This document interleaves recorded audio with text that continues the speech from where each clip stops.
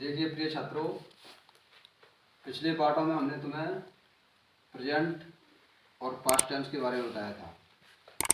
Present tense के चारों part यानी इंडेफिनिट, कंटिन्यूअस, परफेक्ट और परफेक्ट कंटिन्यूअस, ये चारों कराए। उसके बाद हमने पास्ट के चारों इंडेफिनिट, कंटिन्यूअस, परफेक्ट और परफेक्ट कंटिन्यूअस ये कराए। अब इसके बाद नंबर आता है तीसरे का फ्यूचर इंडेफिनिट टेंस। फ्यूचर क्या होता है? भविष्य है। इसमें भविष्य में हम क्या करने वाले हैं? भविष्य की जो बातें होती हैं वो बताई जाती हैं। तो देखिए इसमें भी सबसे पहले आता है इंडेफिनिट टेंस यानी फ्यूचर इंडेफिनिट टेंस। जैसा कि प्रेजेंट में आया था प्रेजेंट इंडेफिनिट टेंस सर्वप्रथम, पास्ट में आया था पास्ट इंडेफिनिट टेंस फर्स्ट में, और इसी तरह से फ्यूचर टेंस में भी फ्यूचर इंडेफिनिट टेंस आता है सबसे पहले। तो देखिए सबसे पहले इसकी पहचान, इन हिंदी वाक्यों के अंत में गा, कोमा गी, कोमा गे आदि शब्द आते हैं। गा, गी, गे ऐसा कुछ आ जाए तो पहचान हो गई हमें कि ये वाक्य हमारा फ्यूचर से लिया गया है। नियम इसके देखिए, अफर्मेटिव से पहले कुछ नियम होते हैं इम्पोर्टेंट, 2 पॉइंट है, ज़्यादा नहीं है, उनको देख लेते हैं।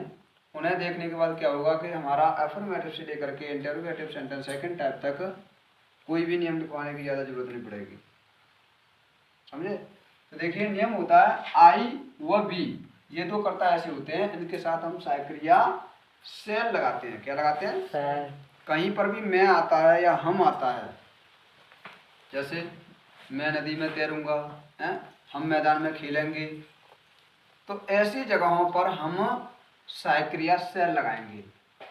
दूसरा ही, सी, इट, यू, दे, या एक नाम हो, लिख नहीं पाया बता देते हैं, एक नाम हो, एक से अधिक नाम हो, 2-4 नाम हो, हैं? तो ऐसे कर्ताओं के साथ हम क्या लगाते हैं? सहायक्रिया विल लगाते हैं। जैसे तुम चारपाई पर सोओगे तो you will sleep on the cot, है। हम आता है यहाँ पे, हम चारपाई पर सोएंगे तो वी सेल, है। ये ध्यान रखने की बात है, ये 2 पॉइंट है, इनको अपने माइंड में भर लेना। आगे चलते हैं। सबसे पहला पार्ट आता है इसका अफर्मेटिव सेंटेंस, साधारण वाक्य।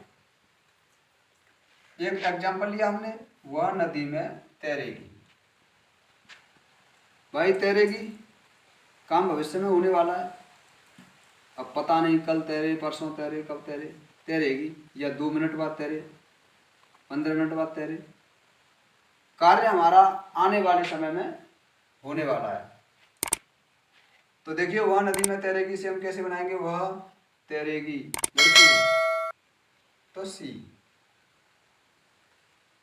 अब सी के साथ देखिए यहाँ पे, देखिए इसमें आया है तो विल लग रहा है, तो विल। तैरना स्विम, कहाँ? नदी में, इन द रिवर। इसका जो नियम होता है बहुत ही छोटा होता है।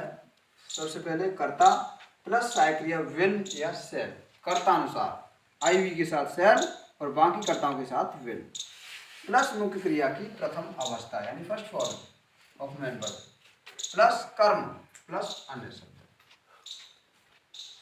अब इसके बाद आता है नेगेटिव सेंटेंस, यानी वे वाक्य जिनमें नहीं शब्द आ जाता बीच में, वो नेगेटिव होते हैं।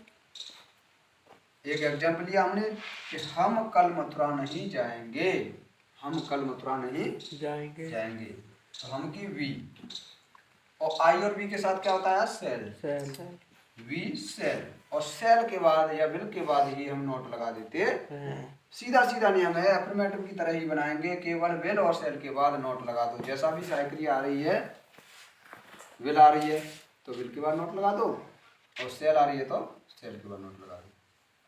तो यहाँ पर आई सेल, उसके बाद नोट लगाया। मुख्य क्रिया की फर्स्ट फॉर्म जाना, गो टू यानी Mathura, object go to Mathura, कल टुमारो, UMORRO। देखिए कल के बारे में हमने तुम्हें पिछले पार्ट में भी बताया था कि जो आने वाला कल होता है उसके लिए हम अंग्रेजी लगाते हैं टुमारो, TOMORROW, ये याद करने की चीज़ है। आने वाला कल होता है टुमारो, आने वाला कल, और जो बीता हुआ कल होता है वो होता है यस्टरडे, YESTERDAY, यस्टरडे।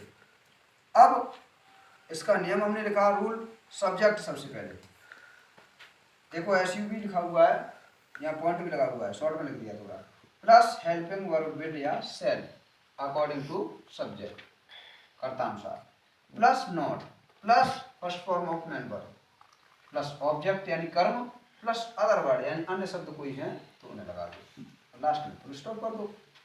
समझे? तो ये तुम्हारा बहुत ही छोटा होता है। केवल इसमें 2 पॉइंट ये नोट कर लो, ठीक है। इन 2 पॉइंटों को अगर तुम जानते हो तो चाहे अफर्मेटिव हो, नेगेटिव हो, या जो आने वाले हैं आगे इंटरोगेटिव आएंगे, फर्स्ट टाइप सेकंड टाइप, उनमें से कोई हो, सबको आप बढ़िया तरह से बना सकते हो, कोई भी दिक्कत नहीं होगी। You are understand?